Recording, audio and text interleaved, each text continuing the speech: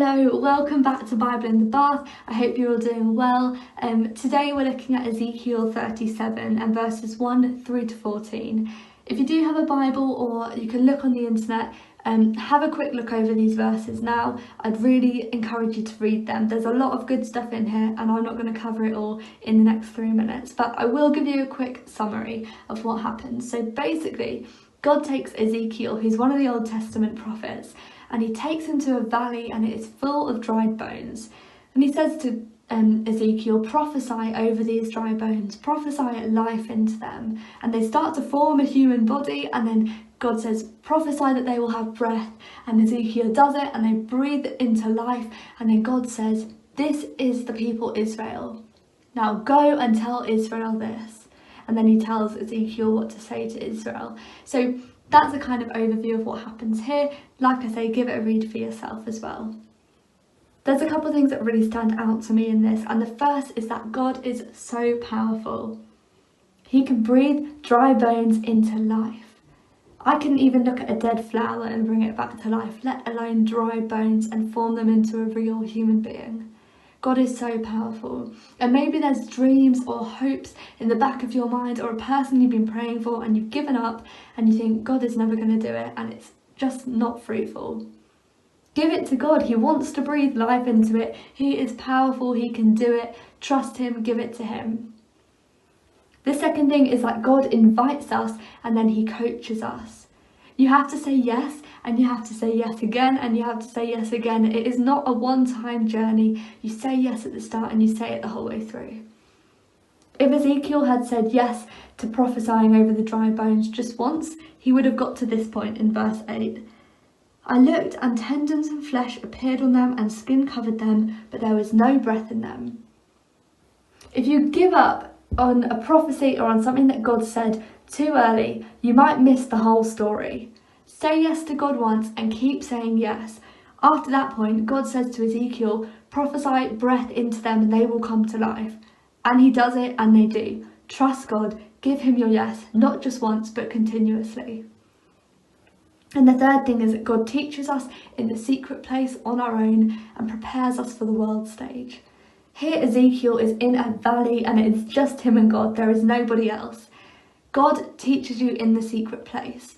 Get to know God on a one-to-one level. Lock yourself away in your room, read your Bible, pray, worship, find out who God says you are, and then you'll be ready to go and hypothetically speak to the people of Israel, to go and speak to your friends, to speak to those in your life. So get to know God and know his power today. Hi guys, welcome back to Bible in the Bath. Tim, again, coming to you from my bath. And today's passage is Ezekiel 37, verses 1 to 14.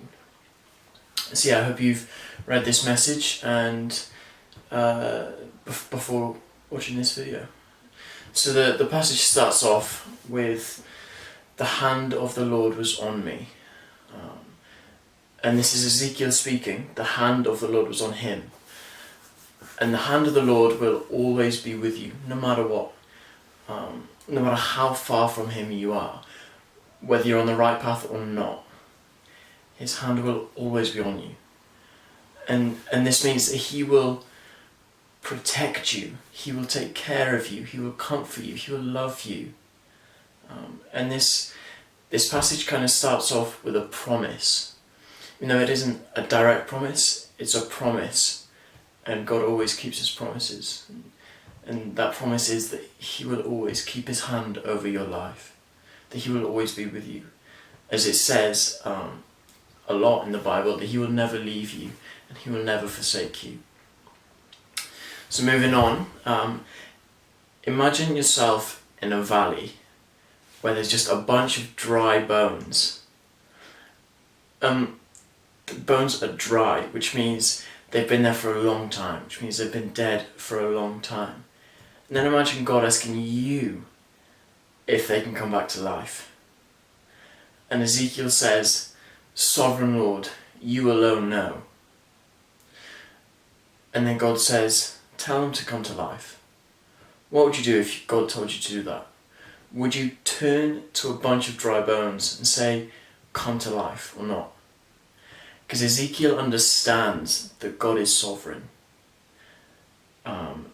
And sovereign means supreme leader, which is like above all.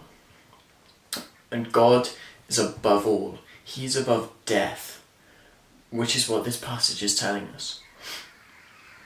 And if you understand that, then you can understand that God is able to bring dry bones to life. And as Ezekiel is telling these bones to come to life, they do. God is that powerful that even someone talking for him can bring bones to life. And the bones come together. Not only do they come together, but they have flesh. And there's only one thing that they're missing, which is breath. God gives them his breath. Which is so important, because without breath you can't live. And where are we getting our breath from? God. So not only is he bringing humans back to life, he's actually making them and forming them from a pile of bones. How incredible is that? And notice at the end he says, I will put my spirit in you and you will live. As we looked at in Romans 8, it was all about living in the Spirit and the Spirit living in you. And he will put that Spirit in you and you will live. So guys, you need to understand that this is the God who is with you. This is the God who wants a relationship with you and wants to live in you. He can bring dry bones back to life. I'm going to say that again. He can bring dry bones back to life. And he wants a relationship with you. And he wants you. He is above all things. He's above all things, even death. And nothing is impossible for him. And he wants you. So God bless you guys. I hope you take that away. And I hope you really meditate on this and walk with God. So, for people that don't know me, I'm a big football Liverpool fan, and Liverpool got to the semi-finals of the Champions League, and the Champions League is the biggest football competition in the world. It's where all the best football teams play each other to see who's the best. And we got to the semi-finals, and we were playing this team called Barcelona. And in the first leg, we lost 3-0. And it was devastating. We had to pull off a miracle to get into the final. And I lost all hope. I thought that was the end. I thought, never mind, we'll go again next year. But in the second leg, we won 4-0. It was amazing. And it was amazing, and we got to the final. And the reason I talk about this is because whilst reading this chapter, what stood out for me was hope.